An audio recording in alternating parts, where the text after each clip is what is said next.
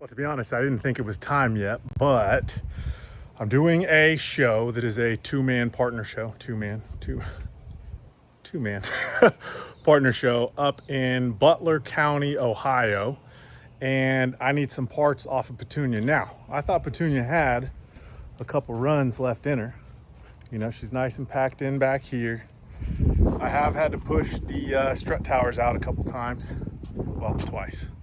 I thought she was going to be down for another show, and she probably is. She probably have at least one more run in her. This right here is the only, or was the only issue. So started to go up a little bit on that frame rail. I didn't like that. That was a big kink. I wasn't going to be able to pull that out much without putting another plate there. And I don't know what shows I'll be able to put a fix-it plate to run fresh. So for now, not even for now, for good, Petunia is gonna go to the scrapyard. Yeah, this side's a lot worse, but you can see here, if you look in there, real bad. It got pushed in. The motor that actually broke the cam gear is right here. I don't know if you can see that. Someone drove right into that cam gear and broke it. So that was the motor that was originally in this car on its first run. This car's had two other motors in it. And it's also had the motor that was in this last is now in the Salvaging wagon. So I'll throw you guys on a time lapse real quick, show you what I do to get ready to process these. There's a shitty transmission and a shitty long block. Well, two shitty long blocks. So two shitty motors and a shitty transmission in here. We're gonna get this ready. I'm gonna strip all of the suspension off. The only bad suspension piece on this car is that strut right there. That strut's bent. I don't know if you can tell. There's a little lean to it, but that strut is bent. The spindles are good on both sides, so I'll have an extra set of spindles for Butler. And then that spindle's the one that was on the wagon, and it's kind of turned in, and it was making the car fish weird in the back. So I'm gonna get rid of that spindle too. I'll take the strut off, keep the strut. So 3 good struts, 3 good spindles, all of the suspension arms in the back. Let me get to stripping this thing. I'll put you guys on a time lapse and get ready to process this thing for the old scrapyard.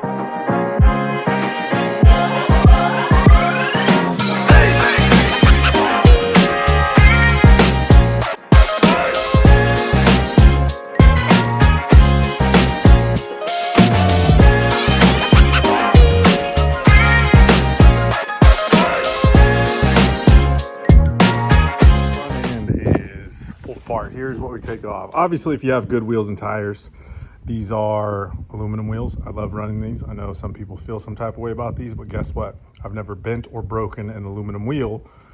I have bent and broken steel wheels. So there's that. Also, like I said, if you got good tires and wheels, these are Accelera 162 rally tires. It's a lot of like sandy, hard packed dirt stuff down where I'm at. So these are really good to run up north. Stuff's a bit muddier, run skids, run V-treads, that kind of shit. But these are down here.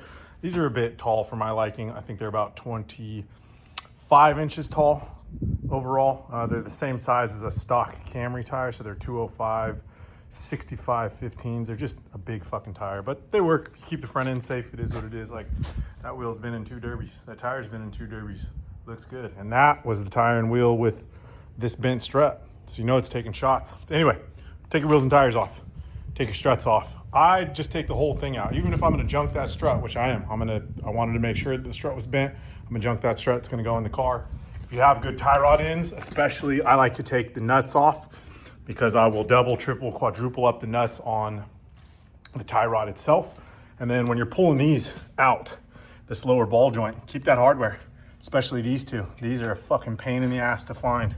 So if you got some extras laying around, that's great. Like I'm gonna replace that ball joint on this one, but once I replace that ball joint, this whole setup, it's a V6 setup, that whole V6 setup can go right back in a car. Good to go. You know, if you're running a 4-cylinder with a V6 transmission, boom, pop that shit right back in. I'm running V6 right now, so boom, goes right back in the car, good to go. This will actually be my driver's side spare once I put a new ball joint on for the Butler show. So now let's go do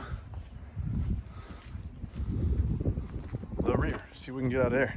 Damn, this car fucking took a beating. Look at this shit. And it's still straight right here. I can't believe, I mean, yeah, it's bent right there a little bit, but it only had a 4-inch plate right here, but look at this rail.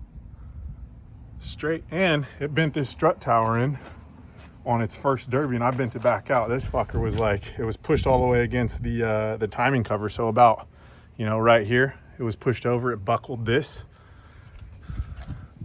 and then ran 2 more times after that. So good to go. This car was a fucking savage. No complaints. Let's get the ass. I wanna look at that body. Oh damn, look at that body. Take a look at that body. Look at that body. I wanna look at that body. Oh damn, look at that body. Take a look at that body. Look at that body. I wanna look at that body. Body. The right. Body. I wanna look at that. But I lose shit pretty easily when it comes to like hardware and that kind of stuff. So when I'm pulling the back end of any car, but these cars apart specifically, all these arms have these long bolts and washers and all kinds of shit. What I do is when I'm pulling them off, I just put them back in, and it normally makes it easy to find them again. Also, you see that long like rod thing over there, like a awl or a, I don't know, you can probably use a long screwdriver too, but those really help for punching the center of these out. So this one goes through the knuckle, this one goes through down here on the back suspension arms, because for whatever reason sometimes they're seized in there, rusted in there, whatever the case is. Obviously this car is pretty clean, it's a Florida car, so still had to beat this one out a little bit. That one took a few good whacks and then came out. But yeah, this side's all done. Obviously pulled this tire off. This is I like running these 480 12s. That one took some hits, but it's still good. Still got a ton of air in it. Rim vent. People talk shit about these too, man. I fucking love these little things. These little things do work. I love them. Let's get that side off. She is all stripped down. And we got all the parts off of it we need. So, front tires, rear tires, all of the rear trailing arms. Every single one of those arms is good. They're a pain in the ass to find, particularly, which one is it? The non-adjustable rear one for whatever reason. Even Rock Auto doesn't have them. Anyway, hard to find. If you got to go pull it from the junkyard, pain in the ass because you can't get this bolt out because the gas tank is in the way. Rear struts. That one is fucking bent. But the other one's good. However, the spindle on that one is bent. But if you see the spacer there, I've got the brake delete spacer in there, so I need to take that one off. This was a homemade brake delete spacer that I just cut up and made myself, but that's an NLR one. I'm gonna take that off. So that strut is good. That brake spacer is good. That hub is good. That hub is good as well. This whole spindle's good, so I'm gonna keep that one together actually. On these ones, everything except that strut right there is good. So what I'll probably do is put a new strut on that one, and this will be my spare complete setup for Butler County. I will put a new Moog, I forgot the exact part number of it, but it's their heavy duty lower ball joint. I'll put one on there because that's what that one is over there. I'll put one on this one. That'll be a complete spare setup ready to go. These are gonna stay as they are. Actually, one of them has a tube, one of them doesn't, so I'm gonna get one of them tubed. Those are gonna stay as they are. These are gonna be Florida wheels and tires. I'll show you guys, but I got some new stuff. Also, if you see these wood chip piles everywhere, I don't know about you guys, but I was buying kitty litter to clean up oil spills because this thing fucking leaked oil everywhere. I don't know if you can see it down there. Big ass puddle down there. But I was buying kitty litter for the longest time. Kitty litter is expensive. This stuff is from Walmart, and it's like pet bedding or something. So like hamsters and I don't know, guinea pigs and that kind of shit. But like a 30-pound bag of that stuff is only like $8. And when I say 30-pound bag, it's enormous and cleans up oil like instantly. So you know how kitty litter, you got to let it sit, and then the kitty litter soaks up the oil and it does an okay job, but you got to get it up. It's got the dust and all that stuff. This stuff soaks up the oil like instantaneously. You just walk over the top of it, soaks it all up. You could literally pick it up with your hand, throw it in the trash can if you need to. I don't know. It's just, I saw someone doing it. Oh, Fab Rats. Fucking Paul Cox on Fab Rats. I saw them throwing down some sawdust on some oil spills, and I'm like, maybe they just, because, you know, they have sawdust or whatever. And I saw them do it a couple times. Like, oh, I gotta try this out. Tried it out. Pet bedding, $8 from Walmart. Huge bag. I don't know what it is, 30, 40, 50-pound bag, whatever it is. Huge bag, super cheap. Put it in a big trash can or in these little 5-gallon buckets. fix you right up. But just a quick one on old Petunia today. I'm gonna have some some feelings about this. I wanted to run this car again. And to be honest, if I had more room, so I rent my neighbor's side yard to park. The neighbors love me. I got shit everywhere, right? Cars and stuff everywhere. But I rent my neighbor's side yard to store all my stuff. Only one car fits in the garage, one car fits in the driveway. I have a daily driver that's actually parked over my neighbor's other yard. Luckily, I got cool neighbors. I'm very helpful. But if I had more room, I would take the front subframe off of this car. I'm thinking about building an RX for Bash for next year. So, and you have to use the Camry subframe and an RX if you want to run a 4-cylinder, or if you want to run 4 or 6-cylinder for the Camry. But yeah, thinking about doing that.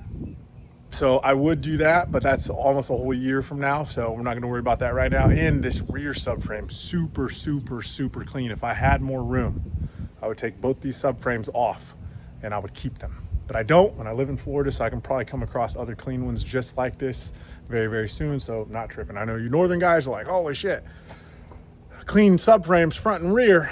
And I say clean, they're like black. Let me show you this. Look at this. Look at that. That's the front. Looks brand new. Now, and the rear is even crispier. Look at this shit. It looks brand freaking new, man. Crispy, crispy, crispy. No rust on this car anywhere. Not a speck of rust. I'm sad about it. My first Camry, Petunia. It's gonna get melted down and turned into a fucking Tesla or some shit. Let me know how you process your Camrys to go, or derby cars in general, to go start new lives as Coca-Cola cans or whatever they turn these damn things into. Because this is how I do mine. Well, at least right now. Like I said, if I have more room, when I have more room, because we're looking for some land. But when I have more room, this is probably gonna be the cover photo. Look for one of those. See you guys next one. Later.